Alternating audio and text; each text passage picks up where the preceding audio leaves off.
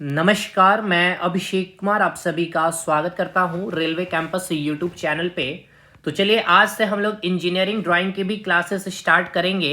क्योंकि आपको basic science के साथ इंजीनियरिंग ड्राइंग भी पढ़ना है, जहां आपके 50 सवाल पूछे जाने और बिल्कुल आप 50 में 50 करने के लायक आप बन जाएंगे। सबसे पहले डाउट कि यहाँ जो आप वीडियो देख रहे होंगे 400 के आसपास सब्सक्राइबर है। अब यहां पढ़ना 1 लाख सब्सक्राइबर के पास पढ़ना, 1 मिलियन सब्सक्राइबर के पास पढ़ना, तो भाई सिंपल सी बात है, 1 मिलियन वाले के पास ही पढ़ेंगे, 1 लाख के पास ही पढ़ेंगे। यहां पढ़ करके क्या वाकई वो कंटेंट मिलेगा? कुछ नहीं।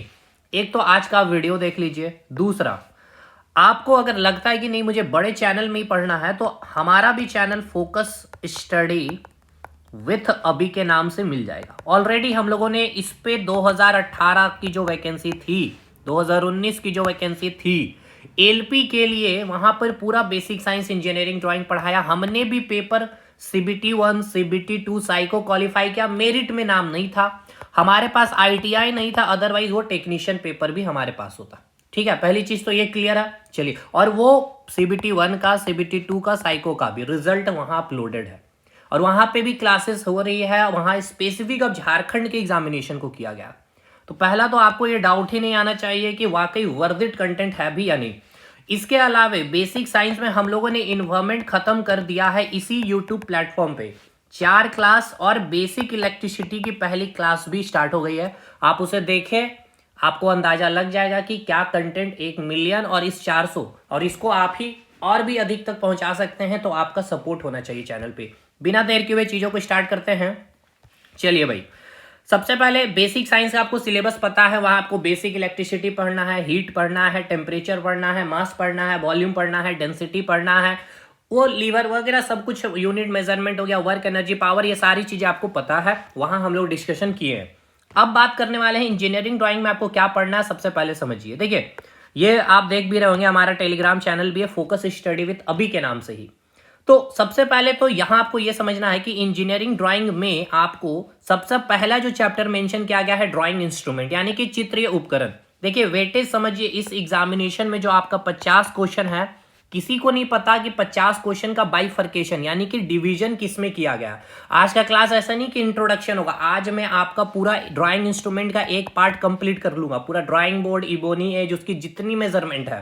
तो 1 सेकंड आपका बस मैं थोड़ा सा समय लूंगा, 2-3 मिनट, कि आखिर भाई समझना होगा ना क्या क्या पढ़ना है, क्या इंपॉर्टेंस है, कितने क्वेश्चन आने वाले हैं। मुझे पता है आपके समय काफी इंपॉर्टेंट है। तो इस 50 क्वेश्चन में पिछले बार की बात की जाए तो 3 से 4 क्वेश्चन, पिछले बार 40 क्वेश्चन आए थे, 3 से 4 क्वेश्चन ही वेटेज रहा था। हमारे शिफ्ट में भी 3 से 4 ही क्वेश्चन, 2 क्वेश्चन ही थे इंजीनियरिंग ड्राइंग से। लेकिन उस वक्त सिलेबस नया था, इसलिए हो सकता है आयोग ने नहीं डाला। इस बार हो सकता है आपके 15 क्वेश्चन भी हो सकते हैं, या फिर एज इट इज वही रिपीटेशन भी देखने को मिल सकता है। तो यानी आपको अच्छे से तैयारी करके जानी होगी, चाहे वो बेसिक साइंस हो या फिर आपकी इंजीनियरिंग ड्राइंग हो। तो सबसे पहले हम लोग ड्राइंग इंस्ट्रूमेंट खत्म करेंगे। Next drying of geometrical figure. देखिए अब जिनको ये दोनों चैप्टर खत्म करना है, तो अगर आपको लगता है बड़े चैनल, तो वहीं मेरे चैनल पे चले जाइए। ये बहुत अच्छे से हमने 10-12 क्लास में ड्राइंग और ज्योमेट्रिकल फिगर खत्म कर दिया और लाइंस खत्म कर दिया मैंने, जाके आप देख सकते हैं। ठीक है, अगर आपको लगता है बड़े यहाँ पढ़ना, तो फिर सिस्टमेटिक में आराम से और भी अपडेटेड कंटेंट के साथ पढ़िए, वहां भी देख सकते हैं। लिंक आपको मिल जाएगा, या सर्च करिएगा केवल फोकस स्टडी विद अभी इंजीनियरिंग ड्राइंग, बस आपको आ जाएगा। इसके बाद आपको ड्राइंग ज्योमेट्रिकल, देखिए अब एग्जामिनेशन में आपका यहां से डेफिनेटली 100% क्वेश्चन आएगा। पिछले बार भी आया था, इस बार भी आएगा। अब रहा ज्योमेट्रिकल फिगर, यानी कि ज्यामितीय आकृतियों का आरेख। देखिए कई लोगों का कहना था कि पिछले साल यहां से क्वेश्चन नहीं आया, आया था भाई। अब ये चैप्टर कंप्लीट मैथ्स है, यानी कि मैथ्स में भी कौन, आपका ज्योमेट्री और मेंसुरेशन, पूरा प्रॉपर्टीज ही इसमें पढ़नी होती है। तो ये क्वेश्चन आपके एग्जाम में आए थे पिछले बार भी, इस बार भी आएंगे, अच्छे वेटेज के साथ रहेंगे। क्योंकि मैथ्स आपको, मैथ्स के अकॉर्डिंग ये सवाल बनता, तो हमें लगता है कि ये मैथ्स का क्वेश्चन है, बट ये इंजीनियरिंग ड्राइंग का रहता है। चलिए, इसके बाद लाइंस, इससे भी क्वेश्चन थे पिछले साल, इस बार भी रहेंगे। प्रोजेक्शन से भी थे क्वेश्चन, इजी थे, इस बार भी रहेंगे। और व्यू, इसके बाद देखिए सिंबॉलिक रिप्रेजेंटेशन और जो ऑपरेशन, ठीक है, ऑक्यूपेशनल जो सेफ्टी वाली जो बातें हैं, तो वो सब बहुत इजी चैप्टर है। देखिए सबसे इजी चैप्टर आपका सिंबॉलिक रिप्रेजेंटेशन हो जाएगा और जो सेफ्टी वाला चैप्टर हो गया। तो टोटल 7 चैप्टर हो गया सेफ्टी को जोड़ करके। तो सबसे मेन जो इंपॉर्टेंट अगर आपको सबसे अच्छे से पढ़ना है तो सबसे पहले आपको ड्राइंग इंस्ट्रूमेंट के बारे जानना चाहिए, ड्राइंग ऑफ ज्योमेट्रिकल फिगर के बारे, लाइंस के बारे, प्रोजेक्शन एंड व्यू। तो अब हम लोगों को टारगेट केवल इस पे ही करना है क्योंकि ये हमने खत्म कर दिया, लेकिन इस चैनल पे पूरा और भी अपडेट हो करके कंटेंट यहाँ मिलेगा, इसलिए हमने स्टार्टिंग से स्टार्ट कर दिया है इंजीनियरिंग ड्राइंग भी। बाकी उधर अपना बेसिक इलेक्ट्रिसिटी का फर्स्ट क्लास हो रखा है, इन्वायरमेंट कंप्लीट हो गया है, आईटी लिटरेसी की भी बहुत शानदार वे में आपको लेक्चर मिल जाएगी, तो बने रहना है। दूसरी, इस चैनल पे जो स्टूडेंट्स न्यू है तो इसमें आपको क्या करना है, सबसे पहले सब्सक्राइब कर लेना है और दोस्तों तक इस चैनल को शेयर करना है, ठीक है। और आपको इंजीनियरिंग ड्राइंग का अगर सेकेंड पार्ट चाहिए तो आप कमेंट करके हमें बतलाएंगे, ठीक है। तो बिना देर के हुए चीज़ों को स्टार्ट करते हैं। थोड़ा सा बाइफर्केशन आप देखिए, basic science and engineering drawing के बारे यहाँ बतलाया गया था, पिछले साल 40 क्वेश्चन था, इस बार 50 क्वेश्चन है।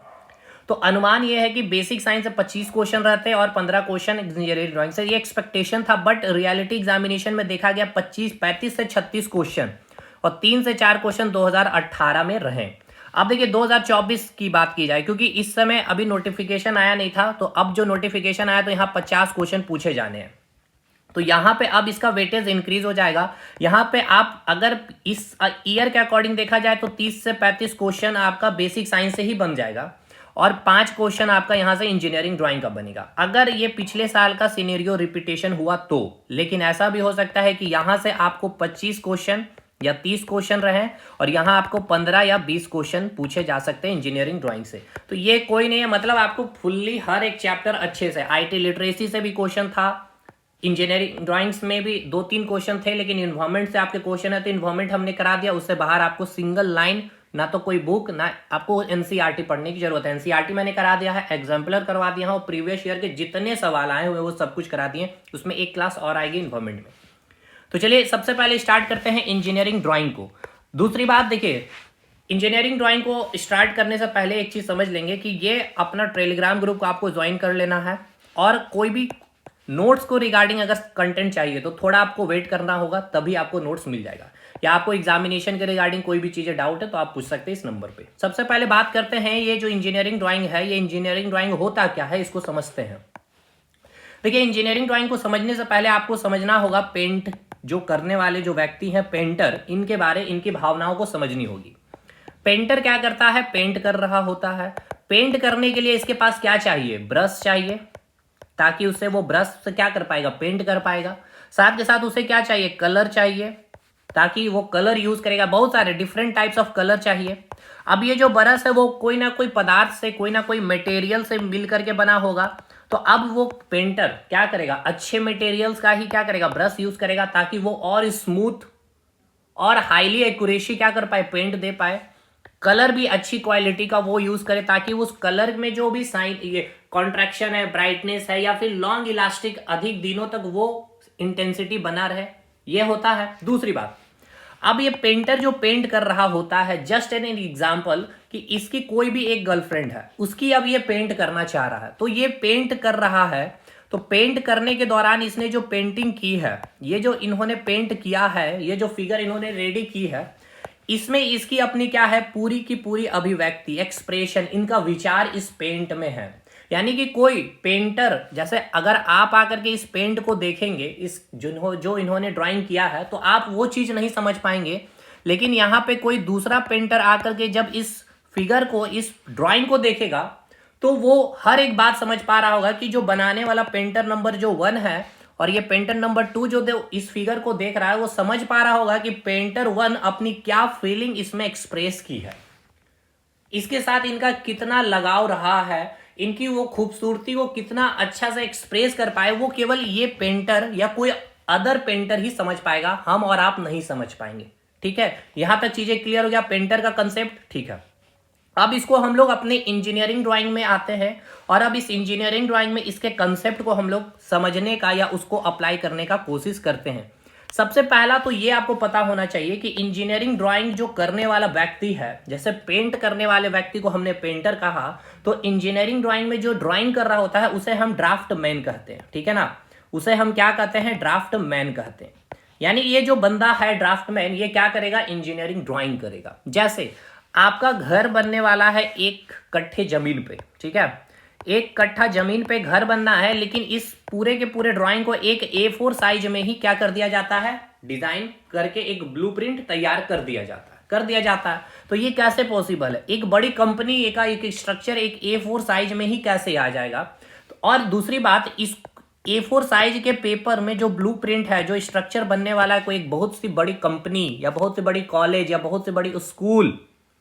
तो अब आप इस फिगर को देख रहे होंगे या इस पेज को जब देख रहे होंगे तो आपको वो बातें नहीं समझ पाएंगे, लेकिन हाँ, कोई एक अलग इंजीनियर या कोई ड्राफ्टमैन जब इसको देखेगा तो ही उसको क्या कर पाएगा, समझ पाएगा कि आखिर इसकी चौड़ाई कितनी है, लंबाई कितनी होगी, कितनी फ्लोर होंगे, कितनी गलियां होंगी, कितने रूम्स होंगे, कितने हॉल होंगे। ये सारी चीजें वो एक इंजीनियर या फिर वो ड्राफ्टमैन ही समझ पाएगा। ठीक है ना?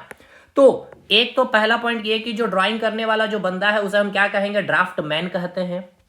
दूसरी बात, ये जो इंजीनियरिंग ड्राइंग है, एक इंजीनियर की क्या है, एक भाषा है। मतलब भाषा कहने का क्या मतलब है, यानी कि ये एक लैंग्वेज है। एक इंजीनियर की ये क्या है, एक लैंग्वेज है। जैसे कि वो पेंटर ने जो पेंटिंग किया, उसको क्या किया, कुछ कहा नहीं उसने, दूसरे पेंटर ने वो सारी बातें समझ ली केवल वो फिगर उस ड्राइंग को देख करके ही। यानी कि वो दो पेंटर क्या किए, दो पेंटर बिना बात किए ही क्या कर लिए, सारी जानकारी प्राप्त कर ली। उसी प्रकार ये ड्राफ्टमैन 1 है और दूसरा ड्राफ्टमैन 2 या फिर कोई भी इंजीनियर के पास जब ये अपना कोई ड्राइंग सबमिट कर रहा होगा तो ये ड्राफ्टमैन से कोई बातें नहीं करेगी, केवल ये अपना फिगर को देख करके ही वो सारी की सारी जानकारी प्राप्त कर लेगा। यानी कि ये जो इंजीनियरिंग ड्राइंग हुआ वो क्या हो गया, ड्राफ्टमैन, दो ड्राफ्टमैन या फिर इंजीनियर के बीच में क्या हो गया, एक कन्वर्सेशन हो गया, एक कम्युनिकेशन बन गया। यानी कि इंजीनियर की क्या है, ये एक भाषा है। सबसे पहला चीज क्लियर है, जो इंजीनियरिंग ड्राइंग करेगा वो क्या होगा, ड्राफ्टमैन होगा। जिस प्रकार पेंटर को क्या चाहिए, इंस्ट्रूमेंट चाहिए, ब्रश चाहिए, कलर चाहिए, उसी प्रकार इस इंजीनियर को या फिर इस ड्राफ्टमैन को भी क्या चाहिए, इंस्ट्रूमेंट चाहिए। यानी कि इंस्ट्रूमेंट कहने का मतलब क्या, उपकरण चाहिए। उपकरण कहने का मतलब क्या कि अगर ये इंजीनियर या ड्राफ्टमैन अगर इंजीनियरिंग करेगा तो उसको सबसे पहले क्या चाहिए, कोई एक पेपर चाहिए जहां पे वो ड्राइंग करेगा, A4 साइज पेपर या कोई भी साइज का पेपर चाहिए, पेंसिल चाहिए उसे, है ना, रबड़ चाहिए, स्केल चाहिए। तो ये क्या है, उनका एक इंस्ट्रूमेंट है। अब ये जो रबड़ है या जो स्केल है या ये जो ड्राइंग बोर्ड है जहां पे वो ड्राइंग करेगा, वो कोई ना कोई मटेरियल से बना होगा, कोई ना कोई पदार्थ से बना होगा। तो वो कौन सा पदार्थ से बना है, ठीक है ना, उस पदार्थ की क्या मेजरमेंट है और क्या क्या इंस्ट्रूमेंट यूज किया जाता है, वही हम लोग इस इंजीनियरिंग ड्राइंग में पढ़ते हैं। मतलब क्या हमें पढ़ना है इंजीनियरिंग ड्राइंग में कि जो ड्राफ्टमैन है या जो इंजीनियर है, जो इंजीनियरिंग ड्राइंग करते हैं, यानी कि जो पेंटर हैं, जो पेंट करने के लिए जो ब्रश, जो कलर या फिर जो भी ड्राइंग का इस्तेमाल कर रहे हैं, उस इंस्ट्रूमेंट के बारे पढ़ना है। यानी इंजीनियरिंग ड्राइंग में सबसे पहले हम इंस्ट्रूमेंट के बारे पढ़ेंगे, देन हम फिर पढ़ेंगे कि ये जो इंस्ट्रूमेंट है वो किस मटेरियल से मिल करके बनी है, यानी कि किस पदार्थ से ये बना हुआ है। उस पदार्थ के बारे आपको जानकारी होनी चाहिए। तो मेन इंजीनियरिंग ड्राइंग में क्या पढ़ना है अब आपको समझ में आ गया। चलिए, क्या हमने समझा इंजीनियरिंग ड्राइंग, यानी कि ये जो चैप्टर या ये जो सब्जेक्ट मेंशन किया गया है, इसके क्या है, इसकी आत्मा को अब हम लोग समझते हैं। यानी इंजीनियरिंग ड्राइंग कहना क्या चाह रहा है, इंजीनियरिंग ड्राइंग कुछ नहीं है, ये क्या है, एक ड्राइंग है। सबसे पहले ये समझिए कि एक चित्रकला है, यानी कि एक ड्राइंग है। अब ये ड्राइंग क्या है, ये एक लैंग्वेज का काम करती है, यानी कि ये एक भाषा का काम करती है। किसके बीच, दो ड्राफ्टमैन के बीच या फिर इंजीनियर के बीच। इसलिए हम इसको नाम देते हैं इंजीनियरिंग ड्राइंग, क्योंकि यहां दो इंजीनियर बिना बात किए ही, केवल इंजीनियरिंग ड्राइंग से ही वो अपनी सारी बातें इस इंजीनियर को समझा देता है या ड्राफ्टमैन को समझा देता है। तो ये इंजीनियरिंग ड्राइंग क्या हो गया, ये जो ड्राइंग हो गया ये क्या हो गया, एक भाषा का काम किया। अब इस इंजीनियरिंग ड्राइंग में हमें पढ़ना क्या है, इंस्ट्रूमेंट के बारे पढ़ना है, और नेक्स्ट हमें ये इंस्ट्रूमेंट किस मटेरियल से बनी है, किस पदार्थ से बनी है, उसे हमें समझना है। क्लियर हो गया इंजीनियरिंग ड्राइंग का कंसेप्ट, क्लियर बेस बन गया कि इंजीनियरिंग ड्राइंग आखिर है क्या। चलिए, तो यानी कि सबसे पहला जो चैप्टर ही मेंशन है आपके सिलेबस में, जो आप देखेंगे इंजीनियरिंग ड्राइंग में, आपको जो मेंशन किया गया यहाँ पे हमने देखा भी अभी कि आपने देखा ड्राइंग इंस्ट्रूमेंट के बारे आपको पढ़ना है, ठीक है ना। क्या पढ़ना है आपको, ड्राइंग इंस्ट्रूमेंट, यानी कि चित्र उपकरण के बारे पढ़ना है फर्स्ट चैप्टर में। ठीक है। अब यहाँ पे ज्योमेट्रिकल फिगर में क्या पढ़ेंगे आप, मेजरमेंट करना सीखेंगे, यानी मेजरमेंट क्या है, सारी प्रॉपर्टीज क्या होती है, अगर कोई सर्कल बन रहा है तो उसकी क्या प्रॉपर्टी है, अगर कोई स्क्वायर बन रहा है तो उसकी क्या प्रॉपर्टी है, अगर कोई रेक्टेंगुलर बन रहा है तो उसकी क्या प्रॉपर्टी, वो सेकेंड चैप्टर में आप सीखेंगे। फिर थर्ड चैप्टर में जब आप देख रहे होंगे लाइंस को, तो लाइंस में आप रेखा खींचना सीखेंगे। अब एक ये रेखा केवल आपने जो इस प्रकार से हॉरिजेंटल लाइन खींच दी, केवल ऐसी लाइन नहीं होती, एक तो आपका ये हॉरिजेंटल लाइन हो गया। अब इसके कई नाम है, वो हम लोग इस चैप्टर में पढ़ेंगे या फिर हमने पढ़ा भी दिया। अब जैसे देखिए इसकी थिकनेस कम गई, अब इसके बाद देखेंगे तो आप इसकी थिकनेस और भी एक अलग लाइन हो गई, उसमें और भी कम हो गई। तो कब आप इस लाइन का यूज करेंगे, कब इस लाइन का यूज करेंगे, कब इस लाइन का यूज करेंगे, या कब आप इस लाइन का यूज करेंगे, ये सारी चीजें आप लाइन में यूज करेंगे। जैसे ये इंजीनियर जब ये लाइन खींच दिया है, ठीक है ना, इस लाइन को, तो इसका कोई एक अलग मीनिंग है। अब इस लाइन का एक अलग मीनिंग है, अब इस लाइन का एक अलग मीनिंग है। मतलब ये ड्राफ्टमैन और वो इंजीनियर ही समझ जा रहा है कि ये लाइन का मतलब क्या है, यहाँ पे हमें क्या करना है। क्लियर है, ये हम थर्ड चैप्टर में पढ़ेंगे। अब देखिए ये सब लाइंस के बारे में अभी इतना डिस्कशन करना जरूरी नहीं, क्योंकि आज मेन इंस्ट्रूमेंट के बारे में हम लोगों को पढ़ना है। फिर प्रोजेक्शन और व्यू, ये देखिए ये दोनों चैप्टर हम लोग एक साथ पढ़ेंगे। मतलब कि आप किस व्यू में, और आपका जो प्रोजेक्शन है, ठीक है ना, फर्स्ट प्रोजेक्शन, सेकंड प्रोजेक्शन, ये सारे डिटेल हम लोग पढ़ेंगे जो आप जब ड्राइंग कर रहे होते हैं तब। तो ये हो गया। अब बाकी सिंबॉलिक रिप्रेजेंटेशन, जैसे आप जब रास्ते में चल रहे होते हैं तो वहां पे डेंजर का साइन बना हुआ होता है, तो ये क्या एक सिंबल है, इस सिंबल से ही क्या है आप समझ गए कि यहाँ डेंजर है। दूसरी बात, या आप जैसे मैसेजिंग भी कर रहे होते हैं, तो मैसेजिंग में भी आपने क्या कर दिया, अंगूठा इस प्रकार से भेज दिया, ठीक है ना, थंब, यानी आपने ओके नहीं लिखा, आपने इस इमोजी के द्वारा बतला दिया कि ओके डन, ठीक है। तो वही सिंबॉलिक रिप्रेजेंटेशन का मतलब है कि आप एक सिंबल बना दिए ड्राइंग इंस्ट्रूमेंट में, उससे वो इंजीनियर समझ गया है कि यहाँ पे क्या करना है, क्या यहाँ पे नहीं करना है, ठीक है। और अंतिम चैप्टर होगा सेफ्टी के बारे में, कि क्या आपको प्रिकॉशन लेना, वो बहुत इजी चैप्टर होगा।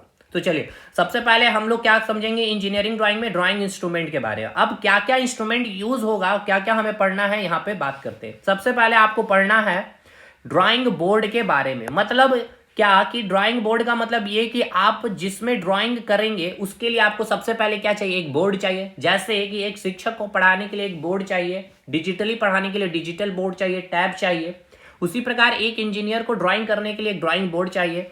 अब इसके पास स्केल होना चाहिए, तो स्केल का एक अलग टाइप आपको देखने का मिलेगा, टी स्क्वायर। हालांकि अब जो टी स्क्वायर है, या ये जो सेट स्क्वायर है, या जो ये प्रोटेक्टर है, या फिर ये जो स्केल है, ये सारे आपके इंस्ट्रूमेंट जो अब आप देख रहे हैं, अब इसको क्या कर दिया गया, रिप्लेस कर दिया गया। अब एडवांस वर्जन का एक ऐसा इंस्ट्रूमेंट आ गया जिसे हम कहते हैं मिनी ड्राफ्टर, यानी इसमें आपको ये स्केल भी दे दिया गया है, ये प्रोटेक्टर भी दे दिया गया है, ये सेट स्क्वायर भी दे दिया गया है, और ये टी स्क्वायर भी दे दिया गया। इसीलिए अब इंजीनियर के लिए क्या हो गया कि जो इतनी सारी उपकरण लेके जाने पड़ते थे, ठीक है ना, ये सारे जो इतने उपकरण लेके जाने पड़ते थे, अब इनको क्या है, ये सारे उपकरण लेके जाने नहीं पड़ते हैं। केवल और केवल क्या करेंगे, ये केवल और केवल ये मिनी ड्राफ्टर लेके जाते हैं। लेकिन पढ़ना इसे भी है, इसे भी है, इसे भी है, इसे भी, क्योंकि यहां से भी क्वेश्चन बने हैं आपके एग्जाम में। फिर आपको पढ़ना होगा कंपास के बारे में, फिर आपको डिवाइडर के बारे पढ़ना होगा, पेंसिल एंड ड्राइंग शीट के बारे में। ये सारे इंस्ट्रूमेंट आपको पढ़ने हैं। तो सबसे पहले आज ड्राइंग बोर्ड का कंसेप्ट हम लोग क्लियर करेंगे। चलिए आप सबसे पहले फिगर देखेंगे कि ड्राइंग बोर्ड है क्या, कैसा है। देखिए ये आपको जो दिखाया गया फिगर में, ये है आपका ड्राइंग बोर्ड। ये आपका एक ड्राइंग बोर्ड है, जहां ड्राफ्टमैन या इंजीनियर क्या करेगा, एक यहाँ पे क्या करेगा, पेपर रखेगा, कोई ट्रेसिंग पेपर रखेगा, व्हाइट पेपर, कोई भी कलर का पेपर रखेगा, और यहाँ पे क्या करना लगेगा, स्टार्ट, वो ड्राइंग करना स्टार्ट कर देगा, ठीक है। अब यहाँ पे ये आप जो देख रही है एक स्टैंड है। अब यहाँ पे हो सकता है कि यहाँ पे स्टैंड ना हो करके यहाँ पे कोई टेबल रख दिया जाएगा, उसके ऊपर ही आप ड्राइंग करेंगे। ये डिपेंड करता है कि आप जो भी आप सूटेबिलिटी के अकॉर्डिंग आप इस्तेमाल करेंगे, ठीक है। दूसरी चीज आपको यहाँ पे ही क्या देखने को मिलेगा, यहाँ आपको एक स्केल देखने को मिल रहा है। ये आपका जो स्ट्रक्चर जो आपको दिख रहा है, ये इस प्रकार के स्ट्रक्चर है। तो ये आपको क्या, जो आप अल्फाबेटिकल लेटर में जो टी लिखते हैं वैसा दिख रहा है, इसीलिए इसको हम लोग नाम दे देते हैं टी स्क्वायर का।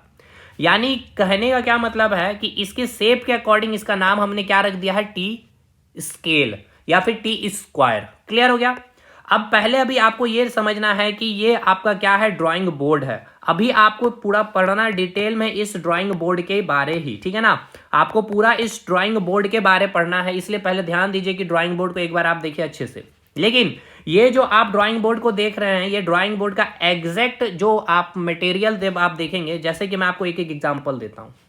जैसे कि आपके घर में अगर अलमीरा बना होगा तो आप प्लाई लाए होंगे, इस प्रकार से 2 प्लाई और 3 प्लाई आपने जोड़ दिया होगा, आपके मिस्त्री ने जोड़ दिया होगा, और ऊपर से क्या किया होगा उन्होंने, एक सनमाइका लगा दिया। ठीक है, अब जैसे ही ये सनमाइका लग गया तो यहाँ पे जो 3 प्लाई आपने यूज किया था, एक सेकेंड प्लाई और ये तीन प्लाई, अब ऊपर में क्या कर दिया इन्होंने, सनमाइका लगा देने के कारण ये जो यहाँ पे जो गैपिंग आया था, क्योंकि एक प्लाई है, ठीक है, और दूसरा प्लाई को जब आप जोड़ेंगे तो हल्का सा तो गैप दिखेगा ही दिखेगा, लेकिन इसके ऊपर जब आपने एक सनमाइका लगा दिया, सनमाइका मतलब समझ रहे ना, जैसे कि आपने इसके ऊपर प्लास्टिक से कवरिंग कर दिया, तो ये तो अब ढक गया है ना। उसी प्रकार ड्राइंग बोर्ड में भी किया जाता है। क्यों किया जाता है, ये आपके सवाल पूछे जाते हैं, मतलब कहना क्या चाहता हूं ये समझिए। देखिए ये भी आपका, ये क्या है, आपका एक ड्राइंग बोर्ड है, ठीक है। इसके बाद एक और आप देखेंगे, ये देखिए ये आपका क्या है, ये आपका एक ड्राइंग बोर्ड है। यहाँ पे आप देखेंगे बहुत सारे इंस्ट्रूमेंट आपको देखने को मिलेगा, जैसे कि ये आपका क्या हो गया, एक टी स्केल हो गया, ठीक है, ये टी आकार का शेप का है।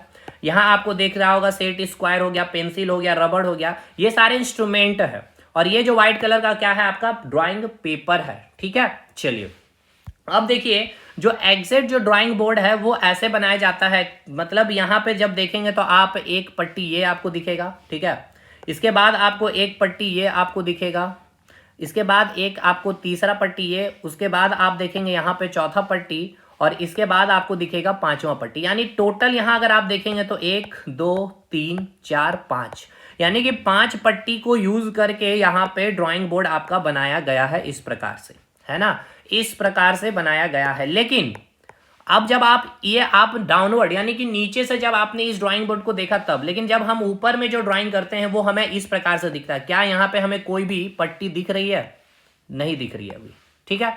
अब समझिए, अब ये पट्टी क्यों, हम तो ऐसा भी कर सकते थे ना कि इतनी बड़ी लकड़ी को ही यूज करके और इसके ऊपर सनमाइका लगा करके भी यूज कर सकते थे ड्राइंग बोर्ड बनाने के लिए। ऐसा क्यों नहीं किया जाता, ये आपके एग्जाम में पूछा जाता है।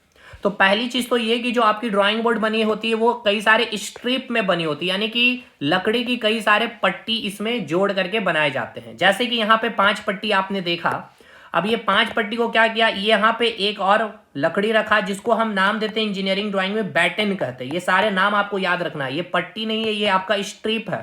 और यहाँ पे भी एक बैटन रखा गया, और इस बैटन पे क्या किया गया, यहाँ पे एक स्क्रू, दूसरा स्क्रू, तीसरा स्क्रू, चौथा, पांचवा स्क्रू से क्या कर दिया गया, इसको टाइट कर दिया गया, और ये पांचों के पांचों पट्टी फिर एक जगह क्या हो गए, सेट हो गए, ठीक। अब इसके ऊपर क्या कर दिया गया, हमने एक सनमाइका लगा दिया। इससे ऐसा इसलिए क्या, क्योंकि अब जब हम इसमें कोई भी पेपर रख करके जब ड्राइंग करेंगे तो हमें दिक्कतें नहीं होगी। क्यों? क्योंकि अगर ये सनमाइका ना लगा होता, जैसे कि यहाँ अगर सनमाइका हम अगर यहाँ नहीं लगाएंगे तो यहाँ पे अगर हम कोई भी पेपर सेट करते हैं, अब जब ड्राइंग करेंगे तो यहाँ बीच में गड्ढा होगा, गड्ढा होने के कारण यहाँ पे अगर हम लाइन खींचना चाहें तो वो पेपर ही फटेगा, इसलिए हमने ऊपर से क्या किया, सनमाइका लगा दिया। अब सबसे इंपॉर्टेंट सवाल कि ये हमने पट्टी यानी कि ये जो स्ट्रिप है, यानी कि जो वुड की जो 5 स्ट्रिप हमने यूज किए, ऐसा हमने क्यों यूज किया, इसके पीछे का लॉजिक क्या है। देखिए जो लकड़ी है इसकी अपनी एक प्रॉपर्टी होती है। प्रॉपर्टी क्या होती है इसको समझिए। जैसे कि ठंड के दिन अगर आप बात कर ले, या गर्मी के दिन अगर आप बात कर ले, या फिर बरसात के दिन अगर आप देखेंगे तो होता क्या है, ठंड के दिन में यहाँ पे सिकुड़न देखने को मिलता है, यानी ये क्या करता है, कॉन्ट्रैक्ट करता है, यानी कि यहाँ पे क्या होता है, सिकुड़न होता है। लेकिन गर्मियों के दिन में यहाँ पे एक्सपेंशन देखने को मिलता है, यानी कि यहाँ पे ये क्या होता है, ये लकड़ी फैल सी जाती है। और वर्षा या बरसात के दिन में क्या होता है, इसमें मॉइस्चराइजर होता है, तो यहाँ पे लकड़ी फूल सी जाती है। तो अगर डायरेक्ट इतना बड़ा सा अगर कोई भी लकड़ी ले करके अगर हम ड्राइंग बोर्ड बनाए होते हैं तो गर्मी के दिन में चांसेस है कि ये फैलेगी, ठीक है, या बीच में क्रैक भी आ सकती है, या फिर ठंड के दिन में क्या करेगी, ये सिकुड़ जाएगी, वर्षा के दिन में कहीं बीच में इस तरह से फूल जाएगी। तो हम जब इसके ऊपर ड्राइंग करेंगे, ड्राइंग पेपर रखेंगे, तो क्या हम एग्जैक्ट ड्राइंग बना पाएंगे? क्योंकि समझिए ड्राइंग मतलब ये इंजीनियरिंग ड्राइंग का मतलब आप बड़े बड़े स्ट्रक्चर बना रहे, बड़े बड़े इमारत का आप क्या कर रहे हैं, एक यहाँ पे नक्शा, एक ब्लूप्रिंट उतार रहे हैं। या फिर कोई भी मशीन है जैसे लेथ मशीन, अब लेथ मशीन में एक नट का ही आपको क्या करना है, मेजरमेंट लेना। आप कोई भी नट बनाते हैं, जैसे कि आप फिट करते हैं, कितना अच्छे से फिट हो जाता है, तो भाई उसका एक एक मेजरमेंट कितना इंपॉर्टेंट होगा कि कितना मेजरमेंट में वो होल में जाते ही वो टाइट हो जाए। हर टाइप अलग अलग होल की, हर अलग होल की साइज अलग है, तो हर साइज के आपको क्या चाहिए, स्क्रू चाहिए। तो वो अगर एग्जैक्ट अगर हम यहाँ पे जो ड्राफ्टमैन है या जो इंजीनियर अगर नहीं बनाया तो इसका मैन्युफैक्चरिंग कैसे होगा, उस कंपनी में कैसे मैन्युफैक्चर होके वो आएगा नट। यानी कि जो इंजीनियर ने, ड्राफ्टमैन ने यहाँ पे जो ड्राइंग किया है इस नट की, ठीक है, अगर एग्जैक्ट अगर मेजरमेंट नहीं कर पाया, यानी कि इसके पास जो इंस्ट्रूमेंट था, ड्राइंग बोर्ड ही नहीं सही था, तो ये गलत आपका मेजरमेंट में बनेगा।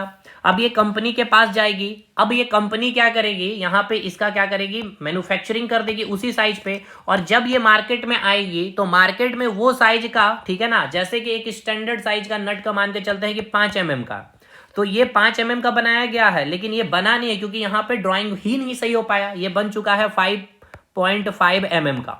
तो जब ये मार्केट में आए और जब लोगों, कस्टमर ने इनको परचेज किया, तो भाई यहाँ पे आउटपुट हमें वो नहीं मिला, ये होल में टाइट ही नहीं हो पाया, तो फिर ये कंपनी में कंप्लेन के बाद ये इंजीनियर के पास कंप्लेन जाएगा।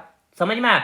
इसलिए जो हम ड्राइंग कर रहे होते हैं बहुत ही बारीकी से, और हर एक इंस्ट्रूमेंट और हर एक उपकरण की क्या होनी चाहिए भाई, पूरी जो मटेरियल है वो सब चीज हमने बहुत ही अच्छे से जांच पड़ताल करके ही हम लोग कोई भी काम करते हैं। ठीक है, तो ये बातें हो गई। अब एक चीज तो ये समझ में आ गया कि सबसे पहले की जो ड्राइंग बोर्ड आप देख रहे हैं वो एक लकड़ी नहीं होती, उसमें कई सारे स्ट्रिप होते हैं, जैसे यहां आपको दिख गया 5 स्ट्रिप। इसके पीछे का लॉजिक ये समझ में आ गया कि वुड में क्या होती है, अपनी एक प्रॉपर्टी होती है फैलने की, सिकुड़ने की या फूल जाने की। अगर ऐसा ना हो, क्योंकि अगर अब यहाँ पे भी तो वुड है, यहाँ पे भी सिकुड़ोगी, तो यहाँ पे होगा क्या कि यहाँ बीच में देखिए अब गैप आ गया, ठीक है ना, 5 लकड़ियां हैं तो 5 लकड़ियों के बीच में गैप है। अगर ये सिकुड़ना चाहे तो वो आपका गैप मैनेज कर लेगा, फैलना चाहे तो वहां पे, जैसे कि रेल की पटरियां आप देखेंगे तो एक कंटिन्यू वे में आपको नहीं मिलेगा, या फिर कंटिन्यू वे में यहां पे अगर कोई दूसरी पटरी जोड़ी भी जाएगी तो ऐसे सटा करके नहीं, वहां थोड़ा गैप छोड़ा जाता है, क्योंकि जब ट्रेन वहां से गुजर रही होती है तो उसमें, उस लोहे में या उस आयरन में क्या होता है, एक्सपेंशन होता है, तो ये इधर भागना चाहेगा और ये इधर भागना चाहेगा, तो ये आराम से भाग पाएगा क्योंकि यहाँ पे जगह है। और अगर ये इस प्रकार से स्ट्रक्चर अगर हम बना दिए तो ये लोहा इधर फैलेगा तो इसके ऊपर चढ़ जाएगा, या ये लोहा इसके ऊपर चढ़ेगा तो वो पटरी टूट जाने की चांसेस है, तो यहाँ पे एक्सीडेंट देखने को मिल सकता है। तो ये गैप आपको देने के पीछे का रीजन यही है। या फिर हम यहाँ ड्राइंग बोर्ड में स्ट्रिप या पट्टी में जो ड्राइंग बोर्ड बनाते हैं उसके पीछे का रीजन क्या है, समझ में आ गया? ठीक है, चलिए अब यहां से हम लोग को थोड़ी सी फैक्ट वाली बातें, जो भी चीजें हमने कंसेप्चुअली समझा है, अब इसको हम लोग थोड़ा अपने नोट्स में देख लेते हैं कि क्या क्या चीजें यहाँ लिखी गई है। सबसे पहले कि आपको यहाँ पे बताया गया है कि जो ड्राइंग इंस्ट्रूमेंट है, ठीक है, इसमें सबसे पहले हम लोग क्या करते हैं, जो पहला इंस्ट्रूमेंट लेते हैं वो क्या है, आपका ड्राइंग बोर्ड, जिसको आप ड्राइंग चित्रण या फिर बोर्ड कहते हैं हिंदी में। तो सबसे पहला पॉइंट क्या लिखा गया है, सबसे पहला पॉइंट लिखा गया है the main equipment of draftsman, यानी कि जो आपकी ड्राइंग बोर्ड है वो ड्राफ्टमैन का क्या है, मेन उपकरण होता है, यानी कि मेन इक्विपमेंट होती है। इसका यूज क्यों किया जाता है, it is use for supporting the drawing paper या फिर tracing paper for making drawing. तो ड्राइंग बोर्ड का इस्तेमाल हम क्यों कर रहे हैं, इसका उपयोग हम ड्राइंग बनाने के लिए, यानी कि उसके ऊपर हम क्या रखेंगे, जो ड्राइंग पेपर रख सकते हैं, या फिर ट्रेसिंग पेपर को, यानी ट्रेसिंग पेपर मतलब वही जिसपे आप क्या करेंगे, ड्राइंग बना रहे होंगे, तो उसको हम क्या करते हैं, एक सहारा देते हैं, कहां, तो उस ड्राइंग बोर्ड पे। यानी ड्राइंग बोर्ड का क्या यूज है ये भी समझ में आ गया आपको। अब ये जो ड्राइंग बोर्ड जो मटेरियल से बनी होती है, ये आपके एग्जाम में, काफी एग्जाम में पूछा जाता है। मेसोनाइट वुड है, एक टाइप है उसका, उससे बनी होती है। अब कई किताब में मोनोसाइड भी लिखा हुआ, तो यहाँ मैंने लिख दिया, बट एग्जैक्ट है आपका मेसोनाइट, यानी कि मोनोसाइड या मेसोनाइट की आपकी बनी होती है। ये थिकनेस का पॉइंट अभी आप साइड कर दीजिएगा, इसको हम लोग एक जगह मैप, एक जगह हमने टेबल बनाया है, वहीं पर हम लोग डिस्कशन करेंगे। तो ये भी क्लियर हो गया कि आपके एग्जाम में पूछा जाता है, एग्जाम में, कि जो आपकी ड्राइंग बोर्ड है वो कौन सी मटेरियल की बनी होती है, तो क्या बोलेंगे, मेसोनाइट की बनी होती है, या फिर मोनोसाइट ऑप्शन मेरा, तो उसे भी टिक करेंगे। नेक्स्ट, अब दूसरी बात ये है कि ये जो आपको मैंने बताया कि ये जो आपकी ड्राइंग बोर्ड आप जो ये देख रहे हैं, इसमें आइए इस फिगर में हम लोग देखते हैं, ये जो आप ड्राइंग बोर्ड देख रहे हैं, ठीक है ना, ये जो आप ड्राइंग बोर्ड देख पा रहे होंगे, ये ड्राइंग बोर्ड कौन सी लकड़ी की बनी होती है, मेसोनाइट की बनी होती है। अब ये मेसोनाइट जो लकड़ी, इसकी एक प्रॉपर्टी, ये काफी ज्यादा सॉफ्ट होती है, इतना सॉफ्ट होती है कि इस जो ट्रेसिंग पेपर को आप जो देख रहे हैं, या जो व्हाइट कलर का ये जो ड्राइंग पेपर आपको दिख रहा है, ये यहाँ पे आप लगाने के बाद यहाँ पर एक पिन लगाएंगे, तो ये पिन उस आराम से उस मेसोनाइट वुड में चला जाएगा हाथ से ही, ठीक है, इतना सॉफ्ट होता है। यहाँ पे भी लगा सकते हैं आप, यहाँ भी लगा सकते हैं और यहाँ भी लगा सकते हैं। इससे होगा क्या कि आपका जो ड्राइंग पेपर है वो अब हिलेगा नहीं, आप आराम से चीजों पे काम कर सकते हैं। आप इस फिगर में देखेंगे, यहाँ पे पिन ना लगा के यहाँ पे आप सेलो टेप का भी इस्तेमाल करते हैं, ठीक है, कई बार इंजीनियरिंग ड्राइंग में पिन का इस्तेमाल ना करके सेलो टेप का भी इस्तेमाल किया जाता है, जैसे कि इस फिगर में भी आपको दिखेगा, जैसे कि मैं आपको दिखाता हूँ। जैसे ये देखिए यहाँ पे, एक मिनट, ये देखिए यहाँ पे आपका जो इस्तेमाल किया गया है सेलो टेप का, ठीक है। यहाँ देखिए सेलो टेप का इस्तेमाल किया गया, यहाँ भी सेलो टेप का इस्तेमाल किया गया, यहाँ भी सेलो टेप का इस्तेमाल किया गया। तो ये आप सेलो टेप या फिर पिन का भी इस्तेमाल करते हैं। तो कैसी होती है इसकी प्रॉपर्टी मेसोनाइट की? काफी ज्यादा सॉफ्ट होती है। सॉफ्ट हम क्यों मेसोनाइट का यूज करते हैं ये भी समझ में आ गया कि यह काफी ज्यादा सॉफ्ट होती है, जिसमें हम आराम से पिन अप भी कर सकते हैं ड्राइंग पेपर में या फिर ट्रेसिंग पेपर में। देखिए अगला पॉइंट लिखा गया है, दिस वुड जो है काफी soft enough to allow insertion and removal of drawing pin, यानी कि यह काफी नरम होती है जिसमें इजीली हम ड्राइंग पिन को डाल या फिर निकाल सकते हैं।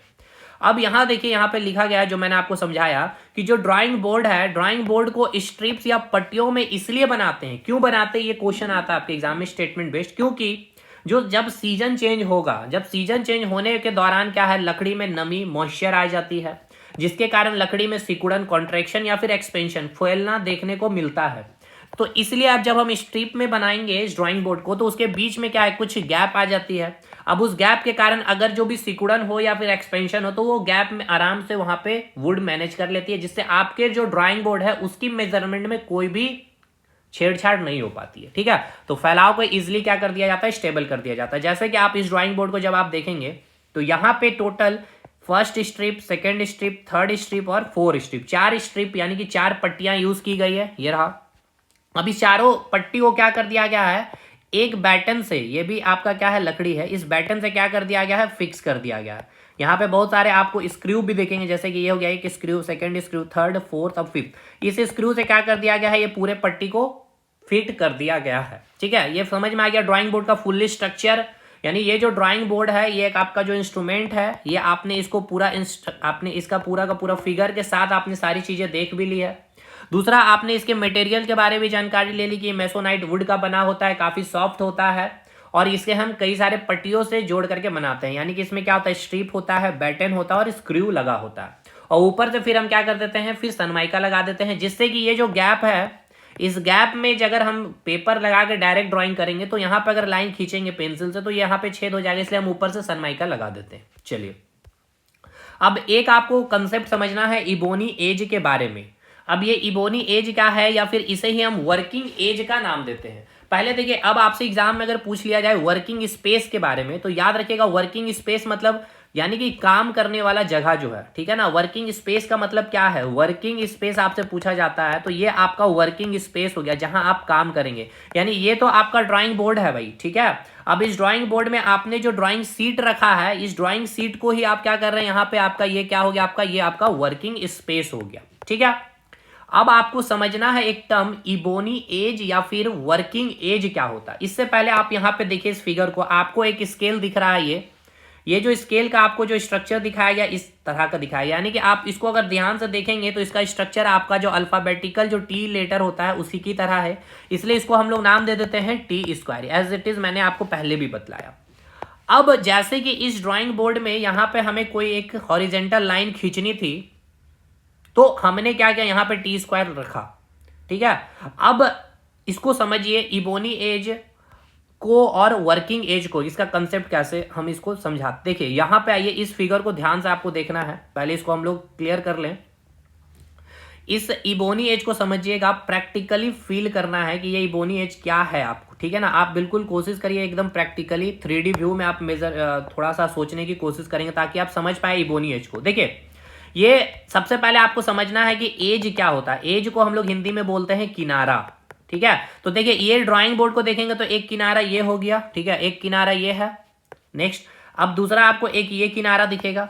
अब सबसे बताइए लंबा किनारा कौन सा है, तो ये जो है आपका लंबा किनारा हो गया। नाम आपको ध्यान से समझना है, ये सब लंबा किनारा, छोटा किनारा, ये सारे आपसे एग्जाम में पूछे गए, इसलिए मैं आपको बतला रहा हूं। ये क्या हो गया, लंबा किनारा, ठीक है।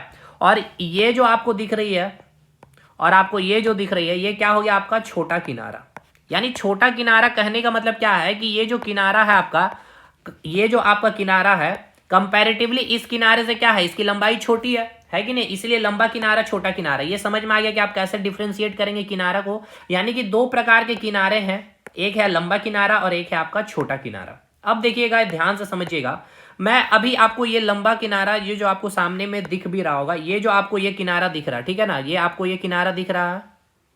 इस किनारे में हमने क्या किया है, हमने हथौड़े से, ठीक है ना, हैमर से इसमें क्या किया, ग्रूव कर दिया, ठीक है, हमने इसमें क्या कर दिया, ग्रूव कर दिया। ग्रूव करने का मतलब क्या है आप समझिए, ग्रूव करने का मतलब क्या है, हमने इसमें क्या कर दिए हैं, हथौड़ी से थोड़ा इसमें अंदर होल कर दिया, छेद कर दिया, कुछ लकड़ी को इससे बाहर निकाल करके इसमें हमने क्या कर दिए, छेद कर दिए। जैसे कि ये आपका यहाँ पे मैं एक फिगर बना रहा हूँ, ठीक है ना, एग्जैक्ट फिगर तो नहीं हो पाएगा लेकिन फिर भी कोशिश करते हैं। ठीक, ये आपका जो है, आपका ये जो आप देख रहे हैं ये, ठीक है, तो ये जो आपका ये वाला जो आप किनारा देख रहे हैं ना, यानी ये वाला किनारा, ये जो आपका लंबा सा किनारा ये जो है, ये किनारे का फिगर मैंने यहाँ बनाया। अब मैंने यहाँ थोड़ा सा क्या कर दिया, यहाँ पे मैंने ग्रुप कर दिया, हमने क्या कर दिया, ग्रुप कर दिया यानी छेद कर दिया, ठीक है। छेद करके मैंने क्या कर दिया, इसके अंदर मैंने क्या कर दिया भाई, इसके अंदर मैंने इस प्रकार से एक लकड़ी फिट कर दिया, ठीक है। तो लकड़ी फिट कर दिया यानी कि यहाँ पे मैंने इस प्रकार से लकड़ी इसके अंदर फिट कर दिया है। तो ये थोड़ा सा इसका यहाँ पे ये जो एक एज बाहर निकल जाएगा, दूसरा जो लकड़ी हम इंसर्ट करेंगे तो होगा कि नहीं। तो उसी प्रकार अब आप देखिएगा, इसको फिल यहाँ पे करिए, यहाँ पे आपको ब्लैक कलर का दिख रहा होगा इस फिगर में, यहाँ पे आपको ब्लैक कलर का दिख रहा होगा। ये ब्लैक कलर का कुछ नहीं है, एक अलग लकड़ी आपने इसमें क्या कर दिया, इंसर्ट कर दिया है ग्रुप करके। लेकिन ये कौन सा किनारा में हुआ है, ये क्वेश्चन आपका पूछा जाता है कि ये जो आपकी जो इबोनी एज है, ये इबोनी एज किधर, लंबे किनारे में या फिर छोटे किनारे। तो ये जो आपका दिख रहा है छोटा किनारा है, वही उसी साइड आपका इबोनी एज बनाया जाता है। यानी क्या किया जाता है, मैन्युफैक्चरिंग किया जाने के समय क्या किया जाता है, इसके जो इस साइड की जो है बेस, इसमें ग्रुप किया जाता है और एक लकड़ी इसमें डाल दी जाती है, जिससे क्या होता है, अब यहाँ पे एक ब्लैक कलर का जो दिख रहा है आपको, एक किनारा बाहर निकल गया है, अब ये एक बेस बन जाता है। अब ये बेस का ना इस्तेमाल है, यूज करना हमारे लिए यूज होती है, इसलिए ऐसा करना किया जाता है। क्यों, क्योंकि देखिए अब इस फिगर में, अब यहाँ पे जैसे कि हमें अगर कोई हॉरिजेंटल लाइन खींचनी थी, जैसे यहाँ पे हमें हॉरिजेंटल लाइन खींचनी, तो हमें टी स्क्वायर यहाँ रख दिया। अब इसका जो हेड है, इसको क्या भाई, इसको यहाँ पे रखने के लिए कोई एक स्थान तो चाहिए, एक प्लेटफॉर्म चाहिए, एक स्पेस चाहिए। जिस प्रकार से यात्रियों को चलने के लिए, बैठने के लिए ट्रेन का जब वेटिंग कर रहे हो तो प्लेटफॉर्म चाहिए होता है, तो उसी प्रकार ये टी स्क्वायर को भी, इसका जो ये हेड है, ये आपका हेड हो गया, ठीक है, और ये आपका टेल हो गया, यानी ये सर हो गया, ये पूंछ हो गया। तो इसका हेड कहाँ रखेंगे आप, ठीक है, तो इसका हेड जो रखाएगा इसी इबोनी एज में, इसको ही हम लोग क्या नाम दे देते हैं, इबोनी एज का नाम दे देते हैं, ठीक है। या फिर अगर आपको यहाँ पे लाइन, हॉरिजेंटल लाइन खींचनी है, तो इस स्केल को क्या करना होगा, आपको इधर मूव करना होगा। अगर आप इसको मूव करेंगे तो इसका हेड भी इधर मूव होगा। तो यहीं पर देखिए, इतने लंबे तक आपने क्या कर दिया है, एक आपने इबोनी एज बना दिया, जिससे ये आपका जो हेड है इस स्केल का, ये क्या करेगा, आराम से यहां मूव कर जाएगा। यानी कि ये एज क्या हो गया, एक वर्किंग एज के नाम से भी जाना जाएगा। क्योंकि अगर आपको वर्क करने के लिए यहां लाइन खींचना है या नीचे खींचना है, तो इस स्क्वायर को आप नीचे लाएंगे या फिर ऊपर ले जाएंगे, तो इसका हेड भी ऊपर नीचे होगा। देखिए ये हेड में भी क्या आपको देखने को लिए मिलेगा, मूवमेंट मिलेगा, इधर हेड जाएगा या इधर आएगा। तो इसके लिए तो भाई यहाँ पे एज होना चाहिए ना, एज होना चाहिए। तो अब ये वर्क करने के लिए आप नीचे या फिर आप ऊपर जा रहे हैं, तो इसीलिए इस एज का नाम वर्किंग एज भी कहते हैं या फिर इबोनी एज भी कहते हैं। तो इबोनी एज का कंसेप्ट आपको समझ में आया। इबोनी एज क्या है, जैसे कि यहाँ पे आप देखिएगा, ये जो आप हेड देख पा रहे हैं, ठीक है, ये जो हेड देख पा रहे हैं, तो यहां अभी आपको हॉरिजेंटल लाइन खींचना था, तो अभी आपने इसका हेड यहां रखा। लेकिन अगर आपको ये लाइन यहां पे हॉरिजेंटल लाइन खींचनी है, तो इस स्केल को आप नीचे लाएंगे। अगर आप इस स्केल को नीचे लाएंगे तो ये भी इधर मूव करेगा, तो ये इधर मूव करेगा। यहाँ पे क्या एक एज है, इबोनी एज है, तो इसको आप नीचे क्यों मूव कर रहे हैं, वर्क करने के लिए। तो आप वर्किंग करने के लिए नीचे मूव कर रहे हैं, इसलिए एज का नाम भी हम लोग वर्किंग एज दे देते हैं, क्योंकि यहाँ पे वर्क करने में ये हेल्प कर रहा होता है एज, इसलिए इसको हम वर्किंग एज भी कहते हैं या फिर इबोनी एज का भी नाम देते हैं। ठीक है, क्लियर हो गया यहाँ पे। चलिए इबोनी एज के बारे में चलिए हम लोग देखते हैं क्या क्या यहाँ पे है। हालांकि अब ये टी स्क्वायर ड्राफ्टमैन या इंजीनियर यूज नहीं करते, अब इसके जगह मैंने बताया मिनी ड्राफ्टर आ गया, जो हम लोग पढ़ेंगे। मिनी ड्राफ्टर काफी सारी चीजें, जैसे ये स्केल को अब हटा दिया गया, अब स्केल की जगह वो मिनी ड्राफ्टर में ऑलरेडी स्केल है, ड्राफ्ट ये आपका प्रोटेक्टर उसी में है, स्केल उसी में है, सारी चीजें उसी में है। तो एक इंस्ट्रूमेंट इंजीनियर या ड्राफ्टमैन उठाते हैं, चले जाते हैं कहीं पे भी। तो सबसे पहले कि टी स्क्वायर को क्या करने के लिए, फंसाने के लिए, यानी कि टी स्क्वायर को एक स्पेस मिले, जिसके लिए हम क्या करते हैं, इबोनी एज बनाते हैं। समझ में आया ना। टी स्क्वायर का जो हेड है, जैसे कि आप देखेंगे, ये जो आपने मैप में देखा, फिगर में देखा, ये जो टी स्क्वायर है, ये जो आप टी स्क्वायर को देख पा रहे हैं, टी स्क्वायर का ये जो हेड है, इसके लिए क्या भाई, ये कहां पे इसको बेस मिलेगा, इसके बेस को, इसको फंसाने के लिए हम क्या करते हैं, इबोनी एज का फॉर्मेशन करते हैं ड्राइंग बोर्ड में। क्लियर है। अगला पॉइंट क्या बोला गया है, अगला पॉइंट बोला गया कि ड्राइंग बोर्ड का, ध्यान से देखिए, यही बात मैंने बताया भी है, जो छोटा किनारा होता है, छोटे किनारे की तरफ एक काले रंग की पट्टी होती है, जिसे हम इबोनी कहते हैं। तो एग्जाम में आपका पूछा गया है कि किस किनारे, छोटे किनारे या बड़ा किनारा, लंबा किनारा, तो याद रखिएगा ये जो छोटा किनारा होगा उसी साइड, ना कि लंबे किनारे में। छोटा किनारा लंबा किनारा समझ रहे हैं कि इसकी जो लंबाई है कंपैरेटिवली इससे छोटी होगी, इसलिए इसको छोटा किनारा, इसकी लंबाई इससे ज्यादा है इसलिए इसको हम लंबा किनारा। तो ये हो गया आपका लंबा किनारा, ये हो गया छोटा किनारा। तो जो इबोनी एज बनेगा, या फिर इस इबोनी एज को हम क्या नाम दे देते हैं, वर्किंग एज का भी नाम देते हैं। क्यों वर्किंग एज बोलते हैं, क्योंकि इस एज के सहारे हम वर्क कर पाते, इसलिए हम इसे वर्किंग एज भी कहते हैं। ये वर्किंग एज किस साइड होगा, तो जो छोटा किनारा है उस साइड होता है। चलिए आगे बढ़े।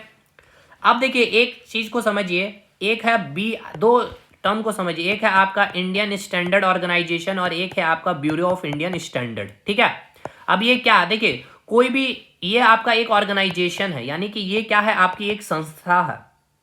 जैसे अगर मैंने ये लाइन खींचा है, ये आपने, मैंने एक लाइन खींच दिया है 4 सेंटीमीटर की, ठीक है, 4 सेंटीमीटर की, तो वाकई ये 4 सेंटीमीटर है भी या नहीं, अगर यहां लिख दिया जाएगा, जैसे कि आपने ये जो 4 सेंटीमीटर की जो लाइन खींची है, आपने एक स्केल यूज किया है, ठीक है, इसमें आपने ये स्केल यूज किया है, इस स्केल से आपने 4 सेंटीमीटर लाइन खींच दी है, और आपके ये स्केल में लिखा हुआ है ये ISO सर्टिफाइड है, यानी कि आपने ये जो 4 सेंटीमीटर खींच दिया है, फिर कोई दिक्कत नहीं, ये बिल्कुल 4 सेंटीमीटर होगी, क्योंकि इंटरनेशनल स्टैंडर्ड ऑर्गेनाइजेशन, मतलब कि अब ये 4 सेंटीमीटर और कोई प्रोडक्ट इंडिया में ना बन करके अगर फॉरेन कंट्री में, जैसे कि रशिया में, अमेरिका में अगर बनाना होगा हमें, तो हम जब इंजीनियरिंग ड्राइंग करके जब वो ड्राफ्टमैन या इंजीनियर सेंड कर रहा होगा उस फॉरेन कंट्री में, उस फॉरेन कंट्री के जो कंपनी है, उस मैन्युफैक्चरिंग कंपनी के पास, तो वो जब 4 सेंटीमीटर देखेगा तो वो भी अपना जो स्केल है उसका भी स्केल ISO इंटरनेशनल, अंतर्राष्ट्रीय स्तर की बातें हो रही है, अंतर्राष्ट्रीय स्तर के ऑर्गेनाइजेशन के द्वारा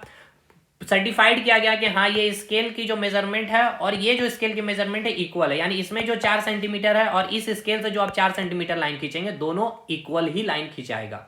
तो इससे जो आपका जो उपकरण बना करके आपने जो मेजरमेंट करके दिया है, मैप बना करके ड्राइंग करके, तो वो अब इंजीनियर क्या करेगा, आपका तो स्केल नहीं लेगा ना भाई, वहां पे भी जो स्केल है वो ISO सर्टिफाइड होगा, उससे ही वो आपका मैन्युफैक्चर करके वो आपके इंडिया में भेज देगा, और आप उस प्रोडक्ट को क्या करेंगे, सेल आउट करेंगे, और वो एग्जैक्ट प्रोडक्ट जो होगा बिल्कुल 100% एक्यूरेसी के साथ बन रहा होगा, क्योंकि वो जो इंस्ट्रूमेंट यूज किया गया है वहां के जो इंजीनियर के द्वारा वो ISO सर्टिफाइड है। क्लियर हो गया ये सारी बातें यहां तक, ठीक है, ISO का क्लियर हो गया कंसेप्ट। लेकिन ये एक आपको टर्म मिलेगा BIS, ये जो आपने देखा ISO इंटरनेशनल लेवल पे ये एक ऑर्गेनाइजेशन है, ये BIS bureau of Indian standard, ये इंडिया की है ऑर्गेनाइजेशन, यानी कि अगर BIS ने भी सर्टिफाइड कर दिया है आपने जो स्केल बनाया है आपने, कि यहां पे लिख दिया गया सर्टिफाइड बाय BIS, मतलब ये आपका ISO ने क्या कर लिया, वो आपका ISO एक्सेप्ट कर लेगी, ठीक है ना। आप यहाँ पे कोई भी उपकरण के माध्यम से आपने कोई ड्राइंग बनाई है, कोई भी आपको मशीन का आपने ड्राइंग इंस्ट्रूमेंट स्केच किया है, और वो सारा आपका जो इंस्ट्रूमेंट आपने यूज किया वो ब्यूरो ऑफ इंडियन स्टैंडर्ड से सर्टिफाइड है। अब आपकी यहाँ इंडिया में ऐसा कोई मैन्युफैक्चरिंग कंपनी नहीं है जो ये जो आपने स्केच बनाया है जो मशीन के लिए, वो मशीन बनेगी कहाँ, अब रसिया में या अमेरिका में या फ्रांस में। तो जब वो रसिया, फ्रांस, अमेरिका कहीं भी वो जा रहा होगा बनने के लिए ये स्केच, तो वहां पे साफ साफ आप लिखेंगे, वो इंजीनियर वो ड्राफ्ट में लिखता है certified by BIS, whatever I use instrument in this drawing all the instrument are certified by BIS।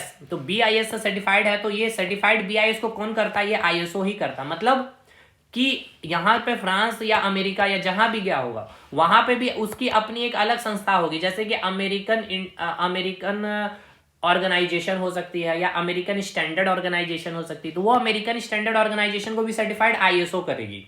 तो वो अपना जो उपकरण इस्तेमाल कर रहा होगा वो ASO से, यानी कि अमेरिकन स्टैंडर्ड ऑर्गेनाइजेशन से सर्टिफाइड है, इसका मतलब वो ISO ने उसको सर्टिफाइड किया, तो वो भी जो आपकी कंपनी जो बना के प्रोडक्ट भेजेगी इंडिया, वो भी एकदम 100% एक्यूरेसी के साथ सही होगी। समझ में आ गया। तो ये एक आपका कंसेप्ट पहले क्लियर हो गया कि ये BIS और ISO होता क्या है, ऑलरेडी बहुत कंफ्यूजन होता है इसमें, ऐसे बस बोल दिया जाता है BIS, बट ये BIS और ISO है क्या, इसको समझना भी काफी इंपॉर्टेंट है। चलिए तो अब बात करते हैं ये इबोनी एज के बारे में। देखिए ये इबोनी एज के बारे में आपने देख लिया। अब अकॉर्डिंग टू जो BIS है यानी कि ब्यूरो ऑफ इंडियन स्टैंडर्ड है, अब आपकी जो ड्राइंग बोर्ड है, ठीक है ना, ये जो आपने ड्राइंग बोर्ड लिया है, अब ड्राइंग बोर्ड इसमें आपके 4 तरह के होते हैं, जैसे देखिएगा फर्स्ट, सेकंड, थर्ड और फोर्थ।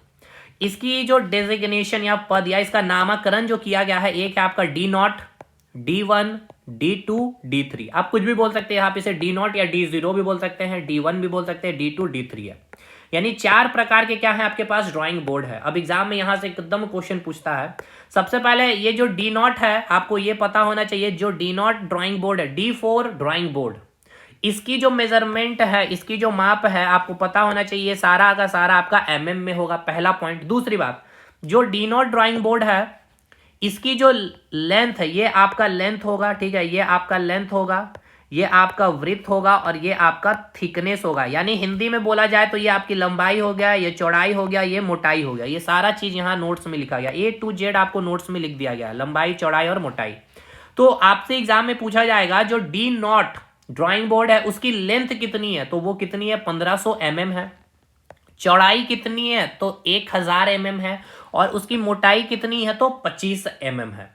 उसी प्रकार जब D1 ड्राइंग बोर्ड का मेजरमेंट आप देखेंगे तो उसकी लंबाई 1000 है, ठीक है, और उसकी चौड़ाई 700 है, और उसकी मोटाई 25 mm है। मतलब जब आप D0 को देखें या फिर D1 को देखें तो दोनों की जो है मोटाई वो सेम है, लेकिन जो लंबाई है 1500 है D0 की, और जो D1 की जो लंबाई है वो 1000 mm है। यानी कि जो D0 की जो चौड़ाई है वो यहां आ गया, ठीक है, और बाकी इसकी चौड़ाई कितनी हो गई, 700।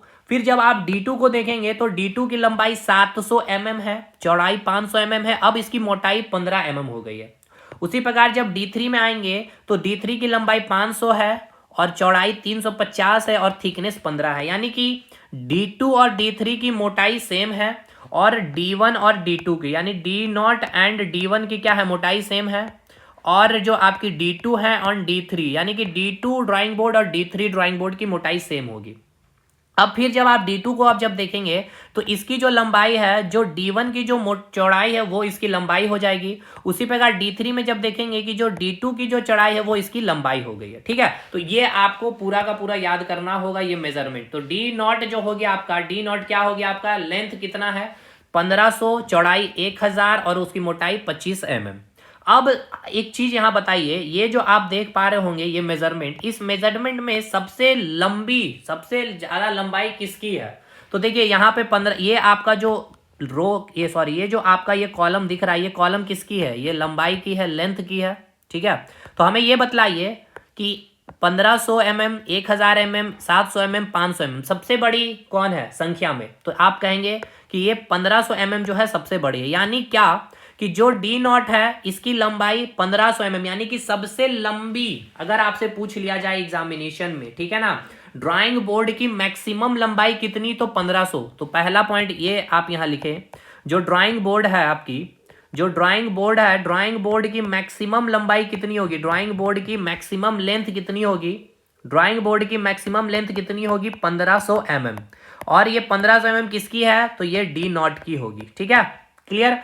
नेक्स्ट क्वेश्चन आपका, ड्राइंग बोर्ड की मिनिमम लंबाई, ड्राइंग बोर्ड की जो होगी मिनिमम लेंथ क्या होगी, यानी कि जो इंजीनियर या फिर जो ड्राफ्टमैन है वो जो ड्राइंग बोर्ड यूज करेगा, सबसे मिनिमम लंबी जो ड्राइंग बोर्ड होगी वो क्या होगी, मिनिमम लेंथ कितनी होगी, तो आपने देखा है क्या है, वो है आपका 500 mm, ठीक है। वो कितना है आपका 500 mm। ये किसका था, ये D4 का था, ठीक है। जैसे कि आप यहाँ पे D3 का था ये, ठीक है ना, ये किसका था, D3 ड्राइंग बोर्ड का, ये है आपका D3, ठीक है। ये क्या हो गया आपका D3।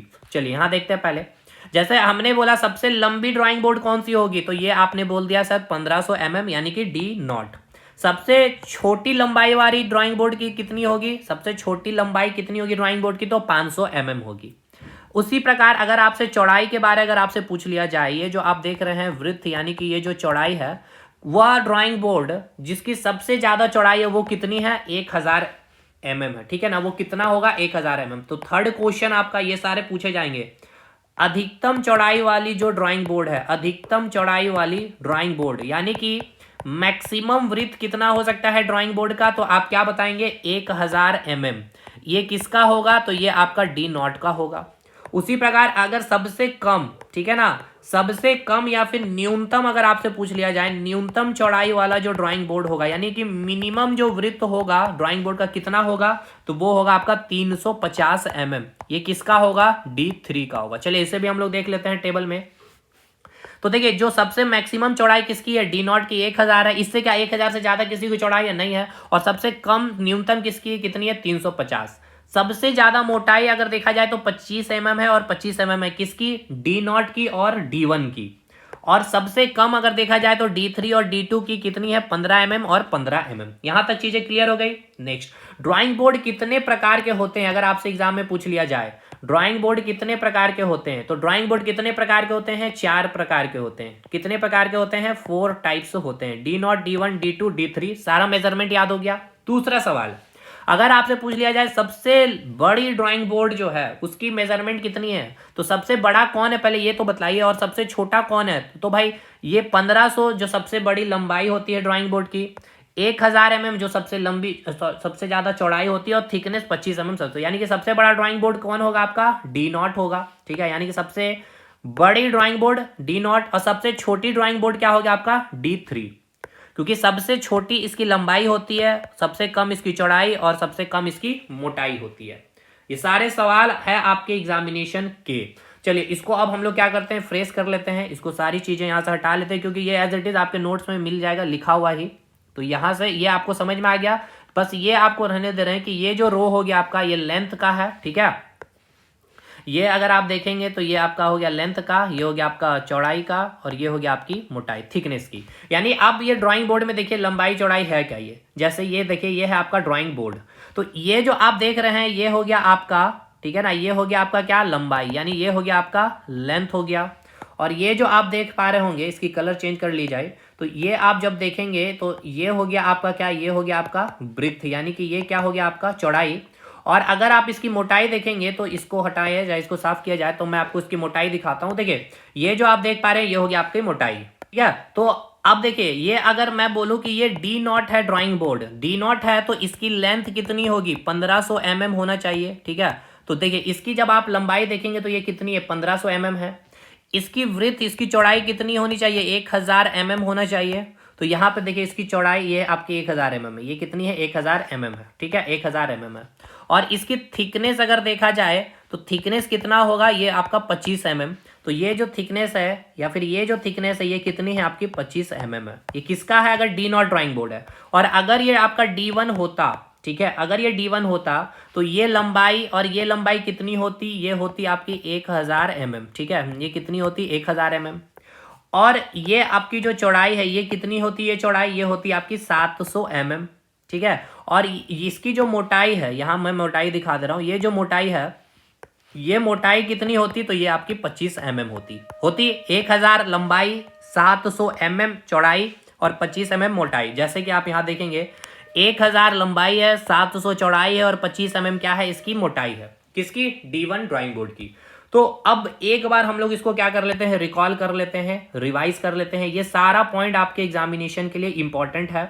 यहां मैंने जो भी चीजें लिख भी दी है, हालांकि ये सारा चीज है, कितने टाइप्स का ड्राइंग बोर्ड है, 4 टाइप्स के हैं। सबसे लंबी जो ड्राइंग बोर्ड होगी उसकी लंबाई कितनी होगी, 1500 mm होगी सब, और वो कौन सा ड्राइंग बोर्ड होगा, डी नॉट होगा। सबसे छोटी लंबाई की जो ड्राइंग बोर्ड होगी उसकी कितनी लंबाई होगी, 500 mm, और वो कौन सा ड्राइंग बोर्ड होगा, D3 होगा।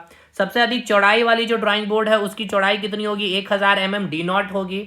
और सबसे कम चौड़ाई वाली जो ड्राइंग बोर्ड होगी वो कौन होगी, D3 होगी, और कितनी होगी, 350 mm होगी। या फिर अगर मोटाई पूछ लिया जाए तो डी नॉट की एंड D1 की जो मोटाई है वो कितनी होगी, 25 mm होती है।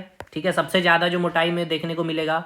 और आपका जो D2 है और जो D3 है इसकी जो मोटाई है वो आपको कितना मिलेगा, 25 mm, सॉरी 15 mm। तो आपसे क्वेश्चन यहाँ कैसे पूछा जाता है, आपसे क्वेश्चन ऐसे पूछा जाता है कि सबसे ज्यादा जो थिकनेस या मोटाई ड्राइंग बोर्ड की कितनी होगी, तो आप क्या बोलेंगे, 25 mm बोलेंगे। या सबसे कम मोटाई ड्राइंग बोर्ड की कितनी होती है, तो 15 mm, इस प्रकार से बोलेंगे। ड्राइंग बोर्ड कितने प्रकार के, 4 प्रकार के। सबसे लंबी या फिर सबसे बड़ी ड्राइंग बोर्ड कौन होगा, सबसे बड़ा ड्राइंग बोर्ड मैंने अभी आपको बताया, सबसे बड़ा ड्राइंग बोर्ड डी नॉट होगा, सबसे छोटा D3 होगा।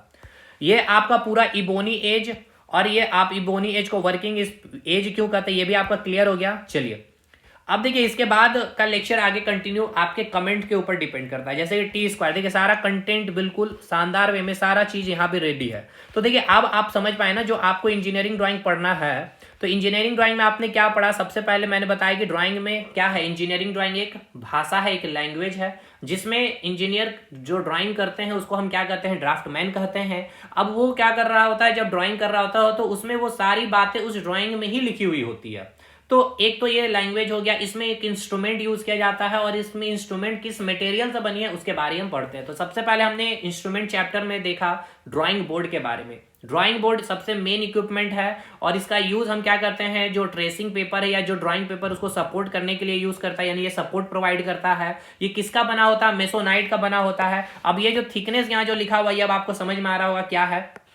इसके बाद मैंने बताया मेसोनाइट या मोनोसाइट की बनी होती है। क्यों, ये काफी ज्यादा सॉफ्ट होती है, ताकि आप इजीली क्या कर सकते हैं, इंसर्शन यानी इंसर्ट कर सकते हैं कोई भी पिन को, या फिर रिमूव कर सकते हैं। अब ऐसा हम इसलिए मैंने ये बताया, जो ड्राइंग बोर्ड होते हैं कई सारे इसमें स्ट्रिप होते हैं, पट्टिया होते हैं, और ये स्ट्रिप को किससे, स्क्रू में लगाया जाता है, बैटन से। क्यों, क्योंकि इसमें सीजनल क्या होते हैं, सिकुड़न या एक्सपेंशन होता है। ये ऐसा ना हो ताकि इंजीनियर जो भी ड्राइंग करे वो एक्यूरेसी 100% एक्यूरेसी के साथ वो ड्राइंग बने, ठीक है। क्योंकि वो ड्राइंग छोटी मोटी ड्राइंग नहीं होती, कई बड़े स्ट्रक्चर होती है उसमें, छोटी छोटी इक्विपमेंट होती है, नट हो गया, वोल्ट हो गया, स्क्रू, इसकी स्ट्रक्चर बने होता है। अगर उसकी मेजरमेंट सही ना बने तो भाई जो वो ड्राइंग जब कंपनी प्रोडक्ट बनने के लिए जब किसी मैन्युफैक्चरिंग कंपनी के पास जाएगी, तो वो भाई वही मेजरमेंट का ही प्रोडक्ट बनाएगा, तो वो फिर मार्केट में वो भाई काम सही से नहीं कर पाएगा, देन फिर ये लॉस है कंपनी की। तो ये सारी चीजें देखी जाती है।